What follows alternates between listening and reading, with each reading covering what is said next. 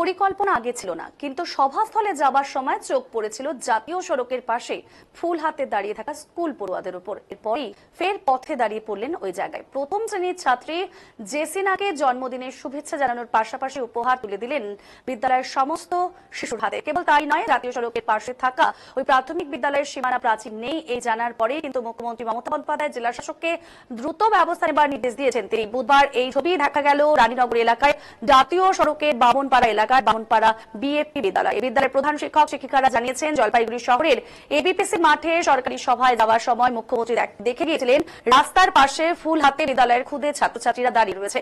এরপরেই সরকারি আধিকারিকদের দিয়ে খবর পাঠান ফেরার পথে তিনি আসবেন। তিনি এসেছেন। এদিন বিদ্যালয়ের প্রথম শ্রেণীর ছাত্রী জেসিকার জন্মদিন ছিল। ওই শিশুটিকেও শুভেচ্ছা জানিয়েছেন মুখ্যমন্ত্রী। বিদ্যালয়ের শিশুরা তার হাতে ফুল তুলে দিয়েছেন। বিদ্যালয়ের প্রধান শিক্ষক বাসুদেব মজুমদার জানিয়েছেন, মুখ্যমন্ত্রী আসছেন এটা জানার পরেই বিদ্যালয়ের ছাত্রছাত্রীদের নিয়ে স্বাগত জানানোর জন্য তারা দাঁড়িয়েছিলেন, কিন্তু সেই সময় তিনি দাঁড়াতে পারেননি। এরপরেই তিনি খবর পাঠান ফেরার সময় তিনি দাঁড়াবেন। সেই অনুসারে তারা ছাত্রছাত্রীদের নিয়ে অপেক্ষা করেছিলেন।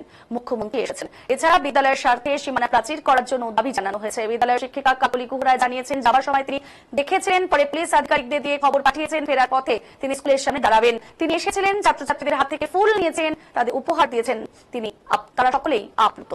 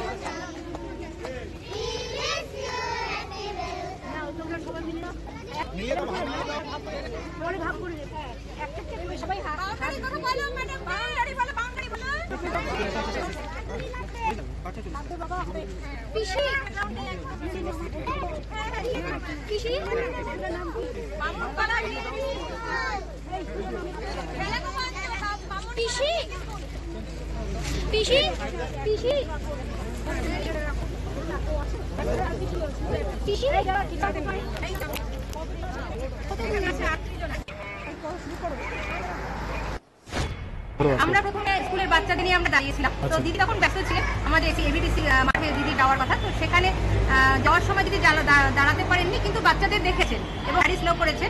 তারপরে আমরা ফেরার সময় পুলিশ অফিসার জানালেন যে উনি যাওয়ার সময় দাঁড়াবেন।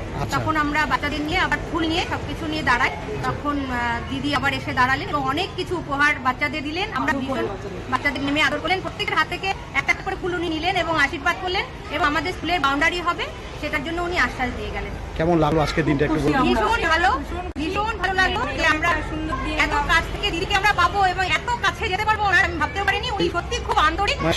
মুখ্যমন্ত্রী যে আপডেটটা রাখতে পারবেন এটা কোনোদিন ভাবতে পেরেছেন? না, ভাবতেই পারিনি। এতটা কাছে যেতে পারবো, ওনাকে হাতে ধরে মানে এত সুন্দর করে বলতে পারবো, উনি এত সুযোগ দিয়েছেন আমাদের, আগে ভাবতে পারিনি উনি এতটা আন্তরিক। তো শুনেছি আজকে আরো বেশি যারা উপলব্ধি করলাম, ওনাকে ছুটে পেরেছি, প্রণাম করতে পেরেছি, ভীষণ নিজেকে ধন্য মনে হচ্ছে। আমরা সবাই খুব আপ্লুত। মুখ্যমন্ত্রী সেজন্য আমরা রাস্তায় যাচ্ছি। প্রথমে আমাদের পুলিশ প্রশাসন আমাদের বেশি আগাইতে দেয় নাই, যার সময় আমরা এমনি চলে গেছে। আর আসার সময় উনি নিজেই খবর পাঠাইছে যে উনি দাঁড়াবে। আমরা সেই বাচ্চাদের নিয়ে দাঁড়াইছি। উনি আসলেন, বাচ্চাদের গিফট দিলেন এবং আমাদের কিছু দাবি দেওয়া ছিল। সেই আমাদের স্কুলটা ন্যাশনাল হাইওয়ের সাথে লাগায়, একদম আমাদের স্কুলের মাটির উপর দিয়ে ন্যাশনাল হাইওয়ে রাস্তায় গেছে। এটা আমাদের একটা বাউন্ডারি ওয়াল বিশেষ প্রয়োজন। এমনি গাড়ির প্রচণ্ড শব্দ, এতে আমাদের পঠন পাঠনের খুব অসুবিধা হয়। হ্যাঁ, এটা আমাদের বাউন্ডারি ওয়াল বিশেষ প্রয়োজন। উনি আশ্বাস দিচ্ছে, উনি বলছে উনি দেখবে ব্যাপারটা। আর ডিএম ম্যাডামকে বললেন, সঙ্গে সঙ্গে ডিএম বললেন এবং উনি আমাদের নোটটাও নিলেন। ওনার যারা ছিল সাইডে, উনি আমাদের স্কুলের নাম সহ নোটটা নিলেন।